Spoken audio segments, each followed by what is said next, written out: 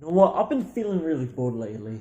I might just read this book that's been conveniently located here so I don't have to do more cuts for in Adobe Premiere, actually. The Great Gatsby, one of the finest books in all of creation.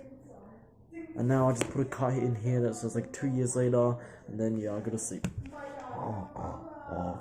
Damn, that book is so boring. Yeah, The Great Gatsby, critically acclaimed by just about all the good critics, except for me, of course. And what I have is different to all the other critics. The other critics don't use Spark Notes. I do. And I mainly just use Spark Notes because I haven't read the book yet, but that doesn't matter. I know exactly what the flaws are within The Great Gatsby. And first of all, we have the plot. Google, hey Google, what's the plot of The Great Gatsby? I don't actually have a Google Home. I'm just using, hopefully I can edit this in. If I can't, then it'll be pretty awkward. So stay tuned.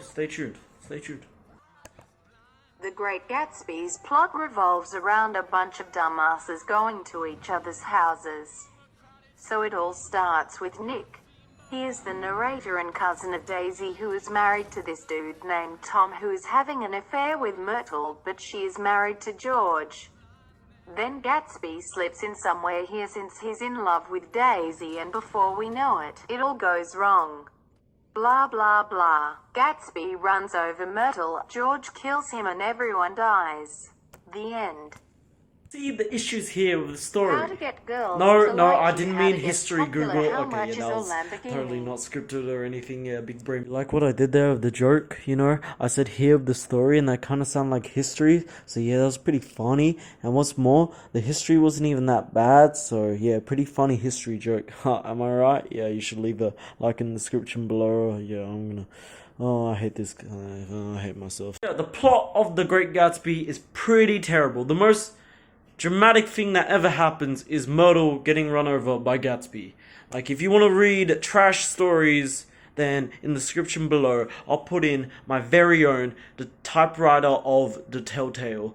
And if you like plagiarism even more, just message me and I'll send you my Yes 7 Suburban Challenge. Yeah, it's a banger. Of all, what makes the book arguably good for some people, the color symbolism, doesn't even make sense. Like, honestly, so Gatsby's yellow car is meant to symbolize, his fake wealth, because yellow is fake gold, right? The thing is, he's like still immensely rich, and so yeah, that doesn't really make sense. And second, the color thing applies to just about everyone. So let's take like Peppa Pig. She's pink, right? Pink is meant to symbolize compassion and love and caringness, and that's true for Peppa Pig. So yeah, listen to this. Actually, yeah, it's pretty good primary evidence, as my house teacher would say. Pepper and George love jumping up and down in muddy puddles. I'm not sure if you caught that, but Pepper and George love jumping up and down in muddy puddles. So it means that the color symbolism holds true, right? Yeah, you know what? Peppa Pig should also be a great American novel. For its excellent use of game-changing color symbolism throughout its narrative. The pink of Peppa really symbolizes her love for muddy puddles. You know what I'm saying? Yeah, damn right you know what I'm saying. That's it. We get nowhere in life if we just complain about stuff. I'm a man of change, not a man of complaints. Let's go to the drawing board. So how can we reimagine The Great Gatsby? So what I've been thinking is that, so we're going to keep the basis that it's a love story, but we're going to change it back 300 years. You know what I'm saying? So I imagine that Gatsby and Daisy are madly in love with each other. You know what I'm saying? And then, so they belong to two families that hate each other. That's the plot twisty area. So Nick can be Gatsby's best friend, but he dies when Tom, who is Daisy's cousin, stabs him. Sorry, English not quite good. But then Gatsby gets angry and stabs him back, so Tom dies. But then Princess Myrtle is like, what the hell? Get out of my island, and Gatsby is banished.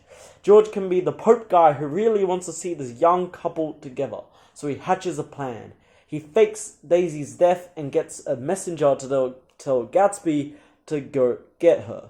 But here's where the real plot twist comes in, you know what I'm saying? The messenger doesn't reach Gatsby, and Gatsby really thinks that Daisy is dead.